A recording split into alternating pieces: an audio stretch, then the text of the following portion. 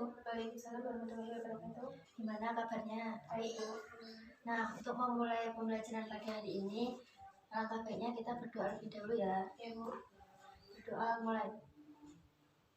Berdoa selesai. Minggu kemarin kita kan sudah membahas tentang masalah ekonomi. Nah, ekonomi itu kan dibagi menjadi dua. Coba sebutkan. Yang pertama teori klasik dan yang kedua teori modern. Nah, betul sekali. Nah, sekarang saya akan menyampaikan tujuan pembelajaran untuk pertemuan hari ini. Nah, tujuannya yaitu untuk memberi pengarahan mengenai apa itu sistem ekonomi, macam-macam sistem ekonomi, dan sistem ekonomi di Indonesia. Nah, kita langsung saja ya. Nah, apa itu sistem ekonomi? Nah, sistem ekonomi adalah suatu cara untuk mengatur dan mengorganisasi segala aktivitas ekonomi dalam masyarakat, baik yang dilakukan oleh pemerintah atau swasta, berdasarkan prinsip tertentu dalam rangka mencapai kemakmuran. Jadi, sistem ekonomi di dalam suatu negara itu memiliki tujuan. Nah, tujuannya yaitu untuk menata perekonomian suatu negara agar masyarakatnya sejahtera. Macam-macam sistem ekonomi. Yang pertama itu ada sistem ekonomi tradisional.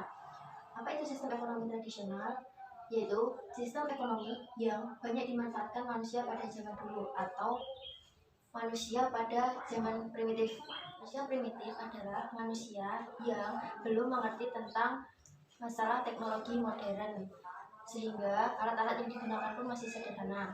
Jadi, dalam sistem ekonomi ini, hasil bumi merupakan suatu sumber utama perekonomian. Dapat memproduksi barang-barang yang dibutuhkan dengan cara sederhana. Nah, pada zaman dulu kan masyarakatnya belum mengetahui tentang teknologi modern, jadi alat-alat yang digunakan pun masih sederhana, seperti terbuat dari kayu, batu, dan lain-lain. Terus yang kedua ada sistem ekonomi komando.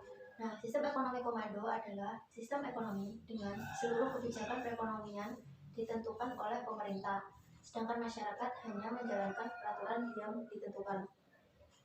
Jadi, dalam sistem ekonomi komando ini, peran swasta tidak menonjol karena rumah tangga, perusahaan, maupun industri hanya sebagai pelaksana rencana pemerintahan. Nah, dalam sistem ekonomi komando ini memiliki ciri-ciri. Yang pertama itu ada setiap alat dan sumber daya dikuasai oleh pemerintah. Yang kedua ada kebijakan perekonomian diatur oleh pemerintah. Yang ketiga ada jenis kerja dan pekerjaan diatur oleh pemerintah. Nah, yang selanjutnya itu adalah sistem ekonomi pasar. Nah, sistem ekonomi pasar adalah suatu sistem ekonomi yang menghendaki kebebasan yang seluas-luasnya bagi setiap individu untuk melakukan tindakan ekonomi tanpa campur tangan dari pemerintah. Pada sistem ekonomi pasar memberikan kebebasan kepada masyarakat untuk menentukan dan mengatur kegiatan ekonomi yang ingin mereka lakukan sesuai dengan kemampuan masing-masing. Dalam sistem ekonomi ini, harga ditentukan oleh pasar. Adapun ciri-ciri dari sistem ekonomi pasar. Ciri-ciri yang pertama yaitu semua alat dan sumber ekonomi dipegang oleh perorangan, masyarakat, ataupun pemerintah. Yang kedua itu ada terjadinya pembagian kelas dalam masyarakat, yaitu pembagian kerja ataupun pemilik modal. Yang ketiga adanya persaingan antar perusahaan yang saling mencari keuntungan atau laba. Yang terakhir ada sistem ekonomi campuran.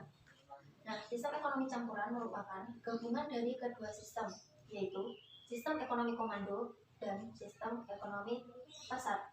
Sehingga ada dua unsur yang berdampingan, yaitu pemerintah pusat dan pasar bebas, di mana sumber daya dialokasikan oleh pasar dan pemerintah.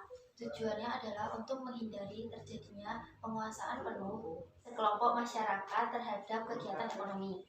Nah, terdapat ciri-ciri dalam sistem ekonomi campuran. Ciri-ciri yang pertama itu adanya kegiatan yang dilakukan oleh pihak swasta dan sebagian dipegang oleh perusahaan. Yang kedua itu ada sebagian kegiatan interaksi ekonomi terjadi di pasar, akan tetapi masih terdapat campur tangan dari pemerintah melalui berbagai kebijakan. Yang selanjutnya itu ada sistem ekonomi di Indonesia. Nah, sistem ekonomi yang dianut negara Indonesia adalah sistem ekonomi Pancasila. Nah, sistem ekonomi Pancasila adalah salah satu tata ekonomi yang dijiwai oleh ideologi Pancasila, yang di dalamnya terkandung makna demokrasi ekonomi, yaitu kegiatan ekonomi yang dilakukan berdasarkan usaha bersama, berdasarkan kekeluargaan dan gotong royong dari, oleh, dan untuk rakyat di bawah pimpinan dan pengawasan pemerintah. Nah, sistem ekonomi Pancasila itu sendiri berpijak pada Pancasila, pembukaan Undang-Undang 1945 dan pasal-pasal ekonomi Undang-Undang 1945, yaitu pasal 27, 33, dan 34. Baik, apakah ada yang ditanyakan? Baik, sekarang saya akan membagikan beberapa soal.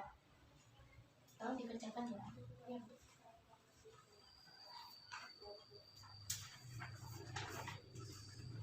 Kalau ada yang bingung boleh ditanyakan ya.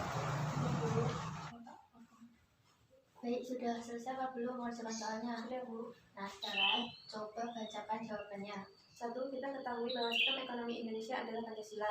Coba jelaskan peran Pancasila dalam sistem ekonomi tersebut. Karena menjadikan Pancasila sebagai dasar sistem ekonomi, maka kelima sila tersebut memiliki peran besar dalam sistem ekonomi. Sila pertama, nilai ketuhanan. Dalam menjalankan sistem perekonomian Indonesia, nilai dan etika agama berperan penting. Nilai ini mampu menghindari adanya kemungkinan kerugian maupun penyalahgunaan keuangan perusahaan yang bertentangan dengan nilai agama. Sila kedua, nilai kemanusiaan.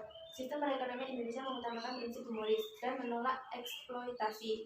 Dalam perataan ekonomi, pekerja berhak mendapatkan gaji dan fasilitas sesuai dengan tingkat kerja, tanggung jawab, dan resiko yang diberikan pada perusahaan. Sila ketiga, nilai ketuhanan. Seluruh kegiatan ekonomi bermula dari keinginan keluarga untuk menjaga persatuan. Pelaku ekonomi berupaya untuk menghasilkan produk yang tidak bertentangan dengan nilai maupun norma yang berlaku sekaligus bermanfaat bagi banyak rakyat Indonesia. Sila keempat, bernilai musyawarah dan demokrasi. Dengan nilai ini, segala masalah dapat diselesaikan dan diputuskan dengan lebih bijaksana. Sila kelima, nilai keadilan. Semua sumber daya yang akan dikelola dan digunakan demi kesejahteraan seluruh warga negara. Pelaku ekonomi memastikan adanya proses distribusi yang baik. Produk yang dihasilkan pun harus bisa dimanfaatkan banyak orang. Nah, sudah bagus jawabannya. Itu tadi materi untuk pertemuan kali ini. Nah, coba apa kesimpulan dari materi hari ini? Nah, kesimpulannya yaitu sistem ekonomi merupakan serangkaian ekonomi yang saling berhubungan dan saling tergantung satu dengan yang lainnya dan dalam rangka mencapai suatu tujuan perekonomian. Sekian materi untuk pertemuan hari ini. Nah, untuk pertemuan minggu depan, coba pelajari materi pelaku dan kegiatan ekonomi. Untuk menutup pertemuan pada hari ini, alangkah baiknya kita berdoa terlebih dahulu. Berdoa selesai. Jadi, wassalamualaikum warahmatullahi wabarakatuh. Waalaikumsalam warahmatullahi wabarakatuh.